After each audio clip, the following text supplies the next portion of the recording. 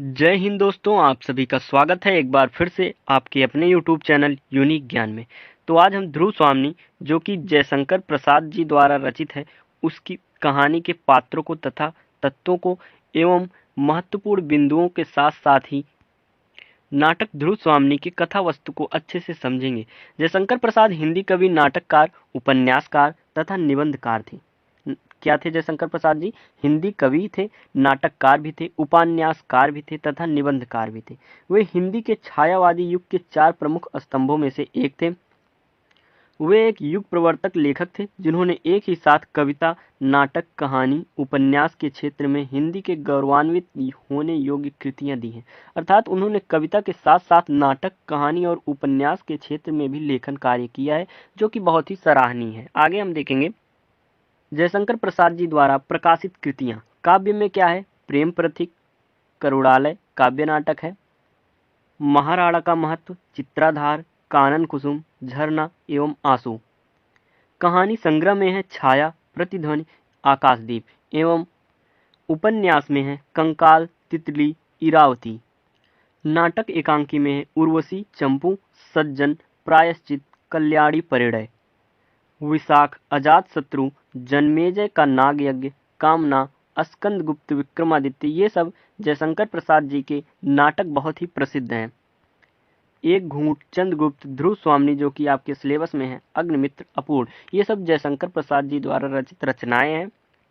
ध्रुव स्वामी जयशंकर प्रसाद द्वारा रचित प्रसिद्ध हिंदी नाटक है। यह प्रसाद की अंतिम और श्रेष्ठ नाट्य कृति है। ध्रुव स्वामी का प्रकाशन 1933 में हुआ था।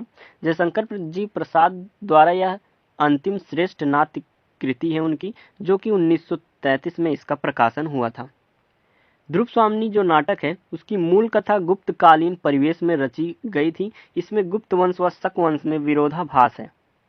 और सबसे महत्वपूर्ण बात, ध्रुव स्वामी नाटक प्रसाद जी द्वारा लिखा एक ऐतिहासिक अर्थात पौराणिक नाटक है। अब हम जानेंगे ध्रुव स्वामी नाटक का उद्देश्य क्या था। नाटक के माध्यम से लेखक यह संदेश देते हैं कि राष्ट्र का कुशलता पूर्वक संचालन रामगुप्त जैसे कायर नहीं बल्कि चंद्रगुप्त जैसे सबल शासक ही कर सकते हैं, तथा ध्रुव स्वामी के माध्यम से नारी की उन समस्याओं का चित्रण भी किया गया है जिनसे भारतीय समाज प्राचीन काल से लेकर आज तक जूझता आ रहा है। अर्थात ध्रुव स्वामी जो नारी उसमें सबसे मुख्य पात्र हैं, उनके दृष्टि से समस्याओं का चित्रण किया गया है। नारी के उन समस्याओं का चित्रण किया गया है जिनसे भारतीय समाज प्राचीन काल से मतलब बहुत समय पहले से आज तक जूझता आ रहा है। उन समस्याओं का चित्रण ध्रुव स्वामी के माध्यम से इस नाटक में किया गया है।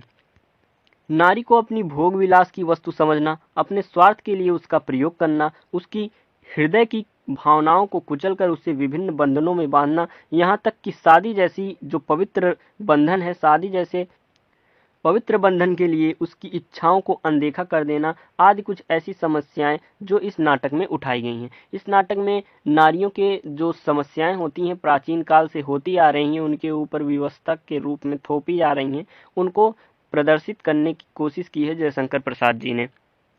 नाटक के अंत में लोकतांत्रिक मूल्यों को भी दिखाया गया है, जहां जनता स्वयं अयोग्य शासक को हटाने का निर्णय लेती है, तथा इस नाटक में नारी के पुनर्विवाह की समस्या को भी उठाया गया है। क्योंकि जब चंद्रगुप्त पुनर्विवाह किससे करते हैं? ध्रुव स्वामी से, क्योंकि ध्रुव स्वामी चंद्रगुप्त से प्रेम करती रहती है और उसकी शादी फिर भी बहुत ही जबरन तरीके से रामगुप्त से हो जाती है। लेकिन कुछ समय पश्चात रामगुप्त के जो क्रूरता भरी और कायरता भरी शासन नीति थी, उससे परेशान होकर ध्रुव स्वामी ने उसका विरोध किया और सभी कठिनाइयों का सामना करते हुए चंद्रगुप्त से विवाह किया। अब हम देखेंगे इनमें कौन कौन से प्रमुख पात्र हैं। प्रमुख पुरुष पात्र कौन कौन से हैं? प्रमुख पुरुष पात्र में चंद्रगुप्त, चंद्रगुप्त के भाई रामगुप्त और एक शिखर स्वामी, सकराज, मिहिरदेव। ये सब प्रमुख पुरुष पात्र में इस नाटक में दिखाए गए हैं। तथा स्त्री प्रमुख पात्र में कौन कौन है देखते हैं। प्रमुख स्त्री पात्र में ध्रुव स्वामी, कोमा, मंदाकिनी आदि हैं। ये हमारी ध्रुव स्वामी नाटक की प्रमुख पात्र हैं। चंद्रगुप्त समुद्रगुप्त का छोटा बेटा है, रामगुप्त का भाई, योग्य उत्तराधिकारी है, वीर है, साहसी है, ध्रुव स्वामी का प्रेमी, किंतु कलह के कारण राज सिंहासन और ध्रुव स्वामी का त्याग कर देता है। दूसरे पात्र हैं पुरुष पात्र में रामगुप्त, राजा और चंद्रगुप्त का भाई है। समुद्रगुप्त का बड़ा बेटा, स्वार्थी, विलासी, ध्रुव स्वामी का पति, शिखर स्वामी के हाथों का कठपुतली है। रामगुप्त सकराज के साथ युद्ध करने के डर से ध्रुव स्वामी को सौंपना चाहता है। तीसरा है शिखर स्वामी, रामगुप्त का विश्वास पात्र। शिखर स्वामी के सहयोग से रामगुप्त राजा बन जाता है। और तीसरा पात्र है सकराज, कोमा का प्रेमी है तथा ध्रुव स्वामी के प्रति आकृष्ट और प्रतिद्वंदी शासक है। चंद्रगुप्त के द्वारा मृत्यु प्राप्त होती है उसको।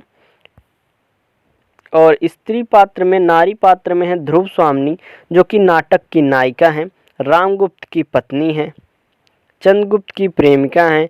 साहसी, वीर, आत्मसम्मानी ध्रुव स्वामी युवराज चंद्रगुप्त की पत्नी बनने वाली थी, लेकिन सत्ता पलटने के कारण रामगुप्त शासक बनकर ध्रुव स्वामी को पत्नी बना लेता है। दूसरी नारी पात्र में है मंदाकिनी, काल्पनिक पात्र हैं, रामगुप्त और चंद्रगुप्त की बहन है, न्यायप्रिय, कर्तव्यनिष्ठ, निर्भीक, विवेकशील तथा शोषण के विरुद्ध विरोध करती हैं। तीसरी है कोमा, काल्पनिक पात्र है जो कि शत्रु रानी सकराज की प्रेमिका मिहिरदेव की पुत्री है। ये थे प्रमुख पात्र। अब हम देखेंगे ध्रुव स्वामी नाटक की कथा वस्तु के बारे में। इस नाटक के संदर्भ में जब जयशंकर प्रसाद जी का कहना था, यह ठीक है कि हमारे आचार्य और धर्मशास्त्र की व्यवहारिक परंपरा विच्छिन्न सी है। आगे जितने सुधार या समाजशास्त्र के परीक्षात्मक प्रयोग देखे या सुने जाते हैं, उन्हें अचिंतित और नवीन समझकर हम बहुत शीघ्र अभारतीय कह देते हैं। किंतु मेरा ऐसा विश्वास है कि प्राचीन आर्यावर्त में समाज की दीर्घ काव्य पालिनी परंपरा में प्रायः प्रत्येक विधान का परीक्षात्मक प्रयोग किया गया है। तत्कालिक कल्याणकारी परिवर्तन भी हुए हैं, इसलिए 1500 वर्ष पहले यह होना अस्वाभाविक नहीं था। क्या होना चाहिए और कैसा होगा, यह तो व्यवस्थापक विचार करें। इतिहास के आधार पर जो कुछ हो चुका है या जिस घटना के घटित होने की संभावना है, उसी को लेकर इस नाटक की कथा वस्तु का विकास किया गया है। जो ध्रुव स्वामी नाटक है वह 3 अंकों में है।